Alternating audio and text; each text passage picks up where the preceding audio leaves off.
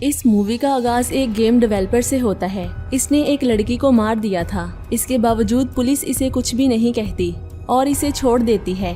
इस बात से वो खुद भी बहुत हैरान होता है। इसके बाद हम देखते हैं कि 24 घंटे पहले इसके साथ क्या हुआ था। लास्ट इवनिंग कैरल अपनी गर्लफ्रेंड एरा को सरप्राइज देने के लिए डॉग का कॉस्ट्यूम पहनकर उसके घर के पास आता है और इसे मनाने लगता है, लेकिन एना इसके साथ ब्रेकअप कर देती है क्योंकि कैरल हमेशा से बिजी रहता था और एना का बर्थडे जो 2 दिन पहले होता है वो आज सेलिब्रेट करता है। एना के ब्रेकअप करने की वजह से कैरल और इसका दोस्त वापस ऑफिस में आ जाते हैं। कैरल ने हाल ही में केंजम नेम की एक गेम बनाई थी जिसकी वजह से कंपनी को बहुत बड़ा कॉन्ट्रैक्ट मिला था। इसी कॉन्ट्रैक्ट की सेलिब्रेशन ऑफिस में हो रही होती है। सेलिब्रेशन के बाद जब वो घर आता है तो इसे अपने घर में एक अजीब सी औरत नजर आती है। कैरल इसे कहता है मेरे घर से निकल जाओ। ये औरत कहती है ये घर तो मेरा है और मैं यहाँ से बहुत सालों से रहती हूँ। इन दोनों के दरमियान आर्गुमेंट्स होते हैं और ये दोनों पुलिस को बुला लेते हैं। कैरल अंदर आने के बाद देखता है कि इसके घर का पूरा नक्शा बदला हुआ है। आसपास के लोग भी इसे नहीं पहचानते।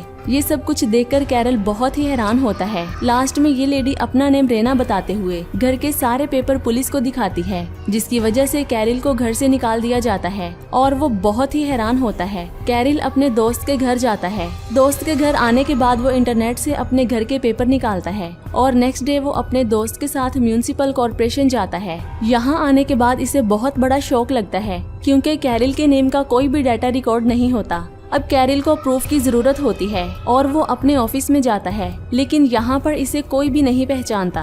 कैरल ऑफिस में बहुत ही हंगामा करता है और इसे यहाँ से निकाल दिया जाता है। अब इसे लगता है कि ये सारी हरकतें इसके दोस्त कॉन्स्टा की हैं और वो आखिरी उम्मीद लेकर अपने पेरेंट्स से मिलने के लिए जाता है, लेकिन वो भी इसे पहचानने से इनकार कर देते हैं। कैरल का फादर कहता है मेरा तो कोई बेटा था ही नहीं। इसके बाद कैरल गुस्से में रेना से मिलने जाता है। इन दोनों के दरमियान बहुत ही बहस होती है। कैरल चाकू उठाते हुए इसे धमकाने लगता है। अब रेना जानबूझकर चाकू अपने पेट में मार लेती है और वो मर जाती है। इसके बाद पुलिस कैरल को आकर पकड़ लेती है, यानी कि वो सीन जो हमने मूवी के स्टार्टिंग में देखा था। अब अचानक से इसका मोबाइल अपडेट होता है और इसे पुराने लाइट हाउस में जाने के लिए कहता है। वो इस हाउस में पहुंच जाता है और इस खंडर जैसे हाउस में रात गुजारता है। सुबह जब इसकी आंख खुलती है तो ये खंडर हाउस एक न्यू हाउस में बदला होता है। इसे कुछ भी समझ नहीं आता कि ये सब हो क्या रहा है। यहाँ पर एक आदमी इसके पास कुछ बुक्स लेकर आता है। इतने में रेना भी यहाँ पर दूसरे दरवाजे से आती है।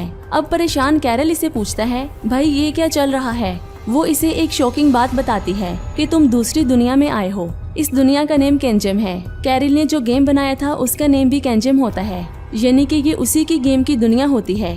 वो इसे एक दरवाजे के जरिए पूरी दुनिया दिखाती है। ये देखने में बिल्कुल ओरिजिनल दुनिया जैसी होती है, यानी कि यहाँ पर स्कूल और कॉलेजेस भी होते हैं और ये एक पैरेलल दुनिया होती है। कैरल ने जब अपनी गेम बनाई थी तो अनजाने में उसने एक दूसरी दुनिया का गेटवे ओपन किया था। अब कैरल ने ही ये डोर ओपन किया होता है, इसीलिए वो भी इस दुनिया का हिस्सा बन जाता है। इसी वजह से रेना ने कैरल की सारी आइडेंटिटी ओरिजिनल दुनिया से मिटा दी थी, यानी कि इसके पेरेंट्स, ऑफिस के कोलीग्स और इसके दोस्तों के माइंड से कैरल की यादों को ही मिटा दिया होता है। इसीलिए सब लोग इसे पहचानने से इनकार कर देते हैं क्योंकि वो अब इस दुनिया में रहने वाला नहीं था। इसके बाद वो बताती है कि जो तुमने अभी दुनिया खोली है इसके जैसी हजारों और भी पैरेलल दुनिया है जो देखने में बिल्कुल एक जैसी लगती है। इनमें से कुछ दुनिया के गेटवे ओपन हो चुके हैं और कुछ के गेट ओपन होना बाकी है। इसके बाद रेना बताती है कि इस पूरी दुनिया में ऐसे लोग भी मौजूद हैं जिन्हें पैरेलल दुनिया के बारे में पता है और वो इन पैरेलल दुनिया में टावर की मदद से सफर करते हैं।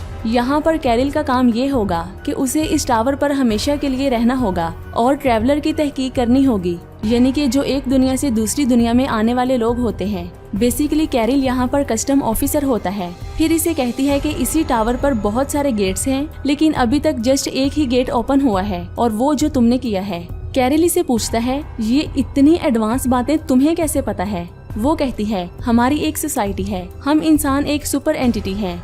रेना से ऊपर भी कुछ लोग होते हैं जो इस पूरी दुनिया पर निगरानी रखते हैं। इस टावर में एक अलमारी भी होती है जिससे कैरल दुनिया की कोई भी चीज हासिल कर सकता है। कैरल इसे बगैर कपड़ों के देखने की विश करता है और इसकी ये विश पूरी हो जाती है, लेकिन फिर वो कहता है मुझे कुछ नहीं चाहिए, मुझे अपनी दुनिया में वापस जाना है। लेकिन रेना इसे अपनी दुनिया में जाने से मना कर देती है क्योंकि वो अपनी दुनिया में एक क्रिमिनल होता है, जिसकी वजह से वो अपनी दुनिया में नहीं जा सकता।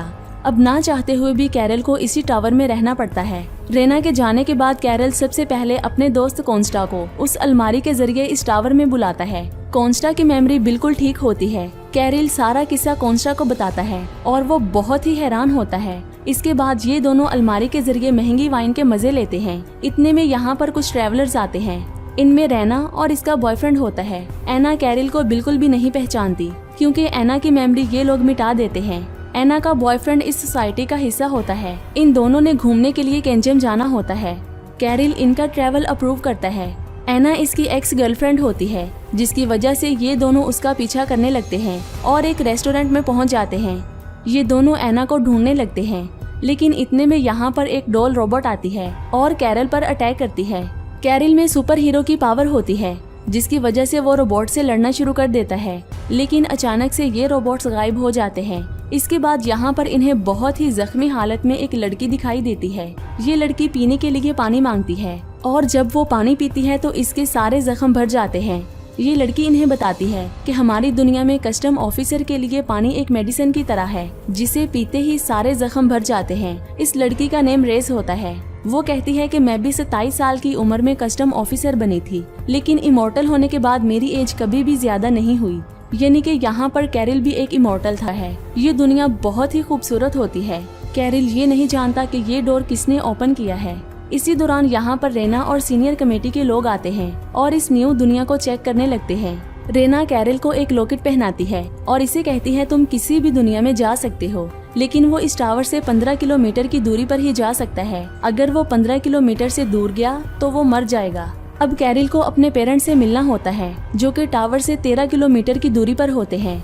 वो अपनी दुनिया में अपने पेरेंट्स से मिलने के लिए जाता है, लेकिन जैसे ही वो टावर से दूर जाता है तो पानी ना मिलने की वजह से इसकी बॉडी खराब होने लगती है। थोड़ी देर के बाद यहाँ पर इसे कोई पानी पिला देता है और कैरल बिल्कुल ठीक हो जाता है। इसके बाद वो अपने पेरेंट्स के घर जाता है। इसके फादर प्रोफेसर होते हैं। कैरल स्टडी के बहाने इनके साथ मिलता है और एक शाम अपने पेरेंट्स के साथ ही गुजारता है। इसी रात एना और इसका बॉयफ्रेंड वापस टावर पर आते हैं, लेकिन फिर वो समुंदर वाली जगह पर वेकेशन मनाने के लिए चली जाती है। कैरल को इसकी बहुत ही याद आती है। अगले दिन वो मौका देखते ही इसे डेट पर जाने के लिए कहता है और इसे ये बताने की कोशिश करता है कि तुम मेरी गर्लफ्रेंड हो, और कहता है कि तुम्हारी मेमोरी को डिलीट किया गया है। इन दोनों में अट्रैक्शन होती है और ये दोनों डेट पर चले जाते हैं।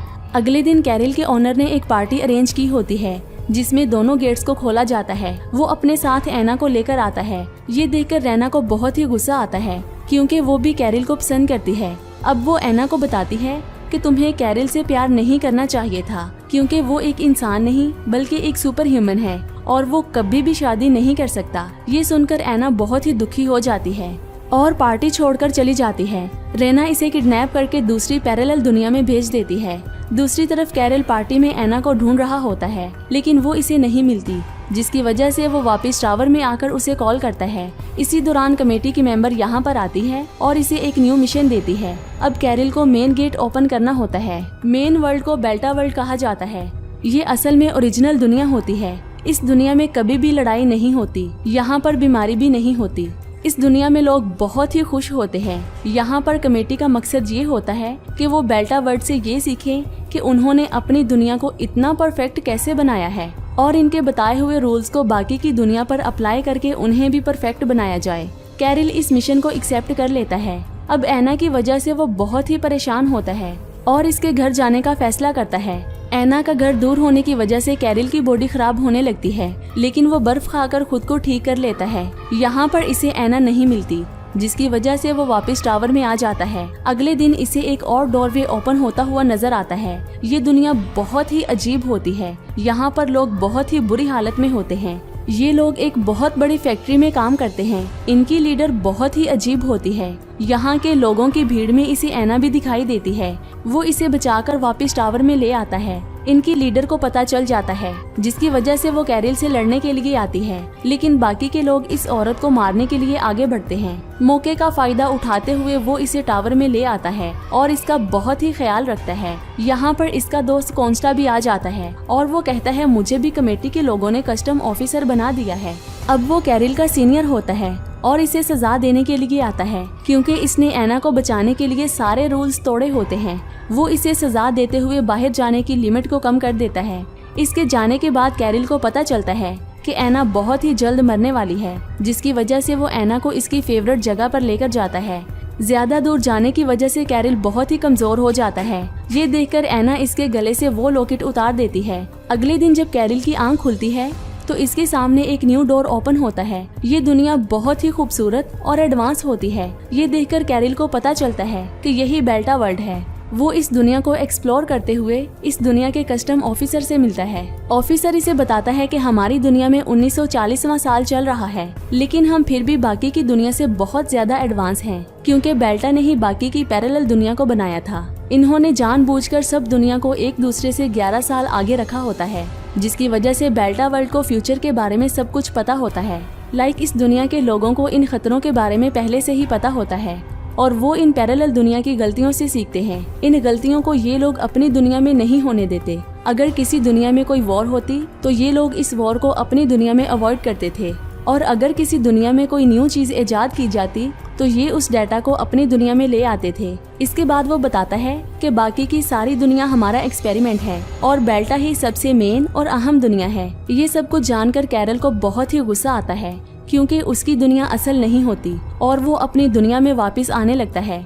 लेकिन यहाँ के सारे रोबोट्स इस पर अटैक करते हैं, क्योंकि वो इस दुनिया के सारे सीक्रेट्स जान चुका था। बहुत ही मुश्किलात से इसे अपने टावर का गेटवे मिल जाता है और वो एक दीवार को काटकर अपने टावर में आ जाता है। यहाँ पर आते ही इसे रैना दिखाई देती है। वो बहुत ही गुस्से में होती है क्योंकि इसने अपना लॉकेट उतार दिया होता है। कैरिल एना को ढूंढने लगता है, लेकिन रैना ने उसे किसी और ही दुनिया में भेजा होता है। ये सुनकर कैरिल को बहुत ही गुस्सा आता है और इन दोनों में बहुत ही फाइट होती है। इसी फाइट में कैरिल रैना को मार देता है।